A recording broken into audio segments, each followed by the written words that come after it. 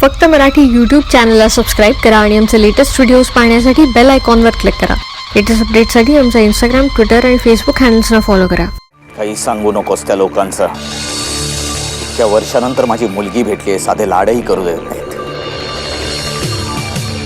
बघितलंस ना सई बेटा, ही माणसं अशा सूड बुद्धीची आहेत. हो बाबा, पण मी काय करू?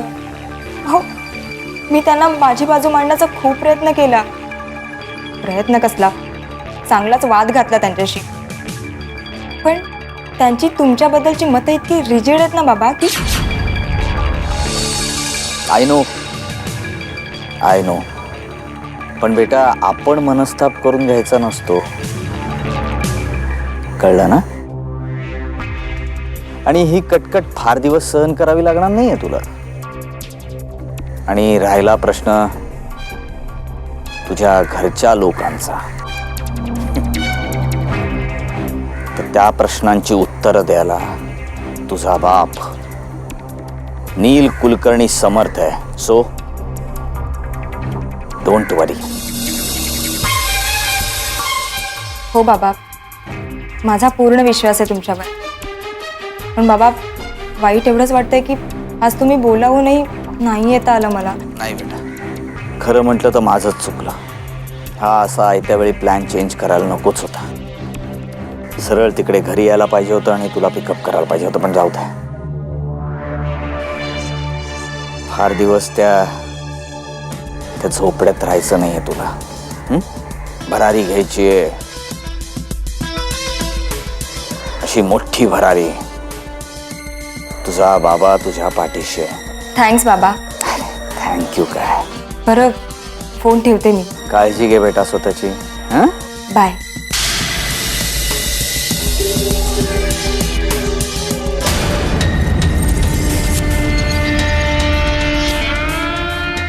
अनंतराव कुलकर्णी.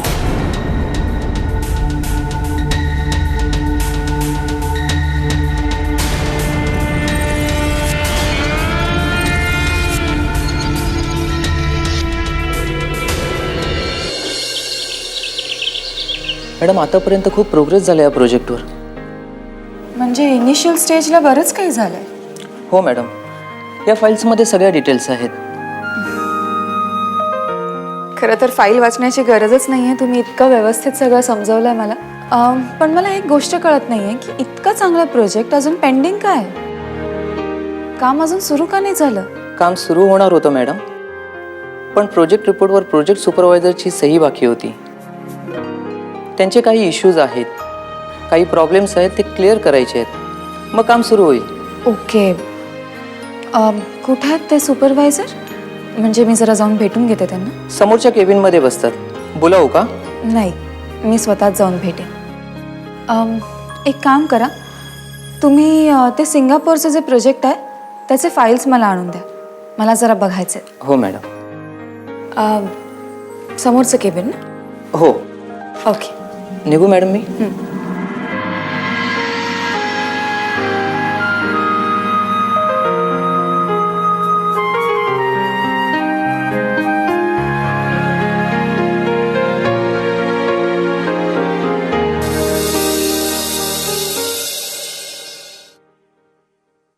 Excuse me.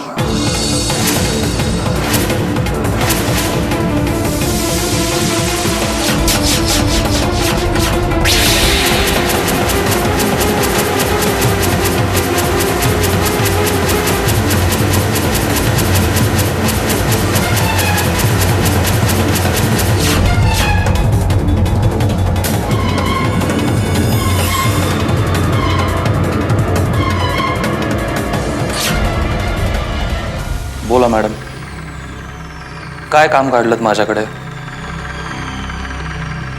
तुम्ही इथे? हो, मी आणि इथे. का? मी इथे असल्याने काही प्रॉब्लेम आहे आपल्याला? नाही, तसं नाही. मला तसं बोलायचं नव्हतं. तुमचं जे काही काम असेल ते प्लीज पटकन बोला, कारण मला इतरही बरीच काम आहेत. मी इथे कार्तिकी म्हणून नाही, कंपनीची मालकीण म्हणून आली.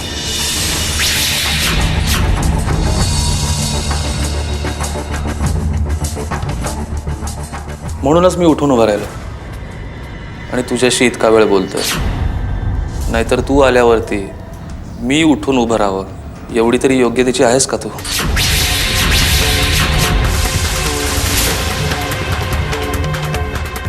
बोल, काय काम आहे ते बोल. आय मीन बोला मॅडम. मी नवीन प्रोजेक्टबद्दल विचारायला आली. काम का थांबलंय? पार्थ साहेबांशी डिस्कस करूनच काम थांबवण्यात आलेलं आहे. या प्रोजेक्टमध्ये कर्मचाऱ्यांचं नुकसान आहे. काही पॉईंट्स रिवर्क करायला लागतील. ते झाल्यावरतीच काम चालू होईल. आठवड्याभरात होईल. ठीक आहे. आणि हो, आजपर्यंत पार्थच्या घरावरती ताबा मिळवलास. आता त्याच्या ऑफिसवरही ताबा मिळू पाहतीयस.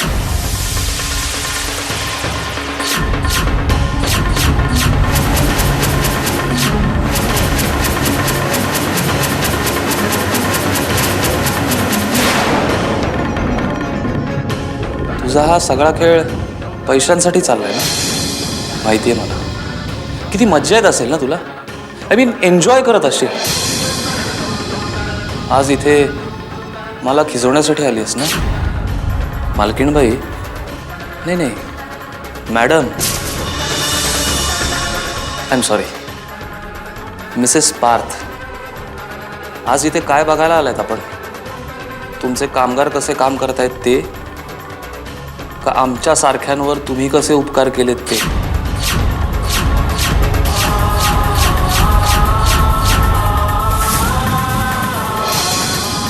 एक गोष्ट लक्षात ठेव का तुम्ही, गेली 8 वर्ष जो त्रास मी सहन केलाय ना, जे फ्रस्ट्रेशन मी भोगले, त्याची किंमत तुला मोजावी लागणार आहे. मी तुला शांतपणे जगू देणार नाही.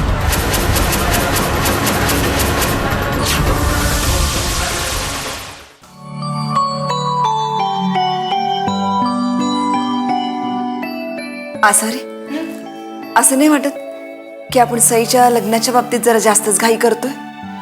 नाही आई, काही गोष्टी वेळच्या वेळी झालेल्याच बऱ्या असतात. अगं, ती लहान आहे अजून, तिचं शिक्षण पूर्ण व्हायचंय. अहो, शिक्षण काय होतच राहील पूर्ण. आपण नुसता मुलगा बघून लग्न ठरवून ठेवतोय आणि बऱ्याच मुली लग्नानंतर पण शिक्षण पूर्ण करतातच की. मला तुझी काळजी कळते, पण मला काय वाटतं, आपण तिला हळूहळू समजवत राहिलो ना, तर तिला नीलबद्दल सगळं काही आपोआप समजेल. नाही आई, मला नाही वाटत. आपण तिला खूप वेळेला समजवण्याचा प्रयत्न केला, पण जर का आपलं बोलणं समजूनच घ्यायचं नाही असं तिने ठरवून टाकलं असेल ना, तर आपण काही नाही करू शकत. मला असं वाटतं की गोष्टी आपल्या हाताच्या बाहेर जाण्याच्या आधी आपण त्याच्यावरती ऍक्शन घ्यावी. आजकाल तिचं वागणं मला नाही पटत. काल रात्री डिनरला जाऊ दिलं नाही म्हणून अजून रागावून बसली. तिच्या दृष्टीनं आपण चुकीचे आहोत. अगं, तिचं रागवणं स्वाभाविक आहे. आणि तसं पाहता नीलच्या बाबतीत आपण नेहमी तिच्याशी खोटंच बोलत आलो आहोत ना, आणि ते तिला नीलकडून कळलंय. केवढा मोठा धक्का बसला असेल तिला. आता तिच्या मते आपण चुकीचे आहोत आणि नील बरोबर आहे. अहो पण आई, आपण हे सगळं का केलं हे तिला समजायला हवं ना. काय चूक काय बरोबर हे तिला कळायला हवं. नील तिच्या मनात आणखीन भलतं सलतं काही भरायच्या आत ना, आपण तिचं लग्न लावून टाकूया. एकदा का संसारात व्यस्त झाली ना की आपल्या डोक्याला टेन्शन नाही. अगं, आपल्या मुलांच्या टेन्शन मधून कधी आई वडील मुक्त झालेत का? मुलं कितीही मोठी झाली तरी काळज्या ह्या कायमच्याच असतात, त्यांच्या सुखात त्यांच्या दुःखात. बरं, काल रात्री तू गुरुजींना फोन करून पाहुण्यांना बोलवलं आहेसच, तर आपण बघण्याचा कार्यक्रम तर उरकून घेऊया. पुढचं पुढे बघूया. बरं आई, मी स्वयंपाकघरातलं बघते. पद्मनाभ भाऊजींना पण लवकर यायला सांगितले. म्हटलं जर का पसंती झाली तर पुढची बोलणी करायला बरं पडेल. असं अरे, मी म्हटलं ना पुढच्या गोष्टी पुढे बघू म्हणून. अगं, सईच्या लग्नाच्या बाबतीत अशी घाई करता कामा नये. सगळ्या चौकशी नीट करायला हव्या आणि सईला विचारायला हवं. तिला कल्पना दिलीयस का? तिला तयार व्हायला सांगितलंयस का तू? नाही, मगाशी सांगणार होते तिला, पण म्हटलं आमच्यात परत वाद होते म्हणून काही बोलले नाही. आई, तुम्ही तिला तयार करता, मी तोपर्यंत बाकीची आवरावरी करते.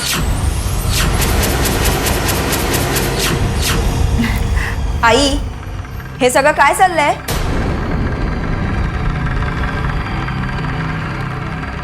जे काही चाललंय ना ते तुझ्या भल्यासाठीच चाललंय.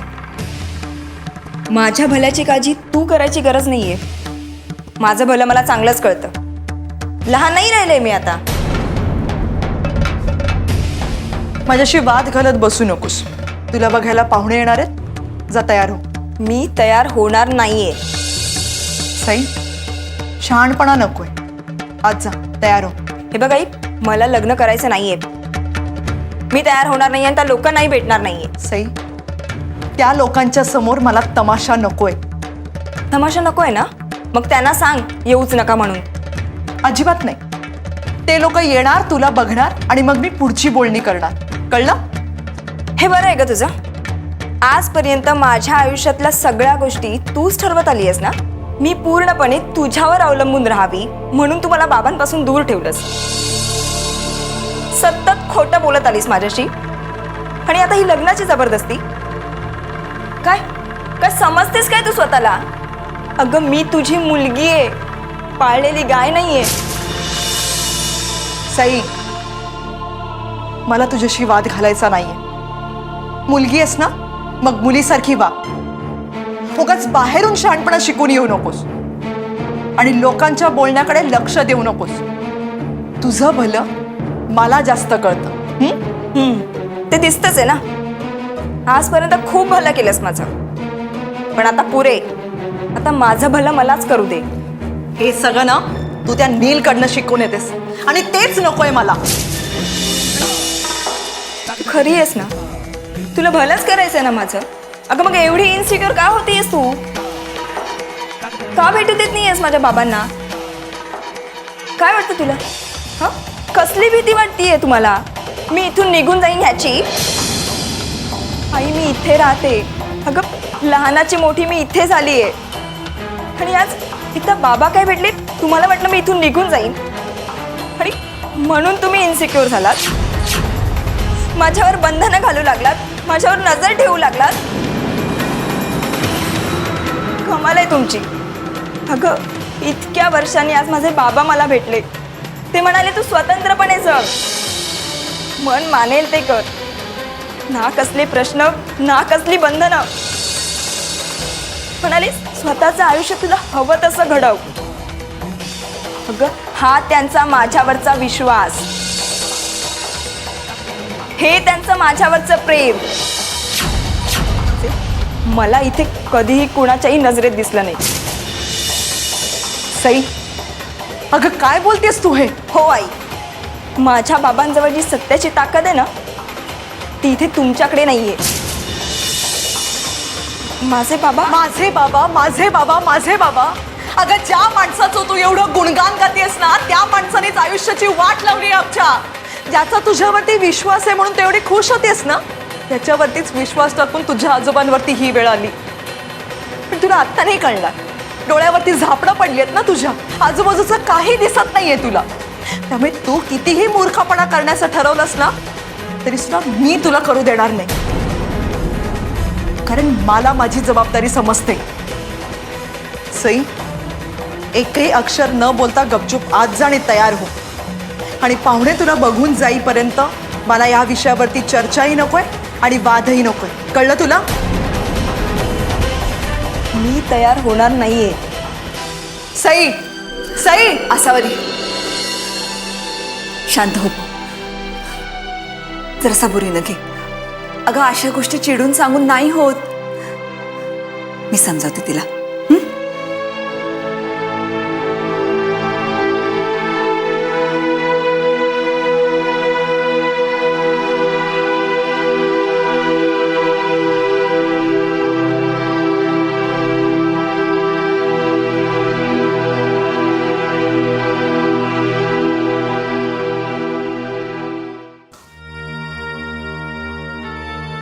राणे साहेब, हा आपला खास फंटर आहे आणि आपल्याकडे काहीतरी खबर आणली आहे.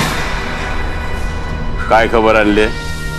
राणे साहेब, खबर खूप चांगली आहे. हा, मग बोल ना. मी म्हटलं ऐकल्यावर यांना सांगायलाच हवी. सांग काय ती. पण ते काय आहे साहेब, ते खबर एवढी चांगली आहे ना, तर राणे साहेब खबर. अरे आता सांगतोयस का देव कानाखाली? काय खबर आणलीस? तेच तर बोलतो ना साहेब. तो पद्मनाभ आणि कार्तिकी बाई साहेब एकाच गावचे आहेत साहेब. हो, असे आतून माहिती आहे मला. काय सांगतोस काय? हा, शाबास, चांगला काम केलं. ह्याच्यातून काहीतरी हाती लागत. बरा, आणखी काय काय खबर असा तुझ्याकडे? नाही साहेब, सध्या तर एवढीच आहे. एक काम कर, तुझ्या सगळ्या खास माणसांका कामाक लाव.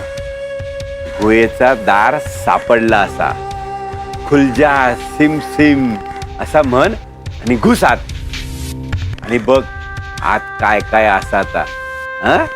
त्या पद्मनाभची आणि त्या साहेबांच्या बायकोची मला जास्तीत जास्त माहिती हवी आहे. मिळेल ना साहेब, नक्की मिळेल. पण मला थोडासा वेळ द्या. दिला दिला तुला वेळ. कामाला लाग आणि कामाला येईल अशी बातमी आण. जा. हो साहेब. चल रे.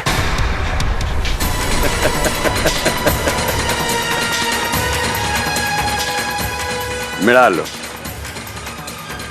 उलट्या पिसाचो कोंबडो मिळालो.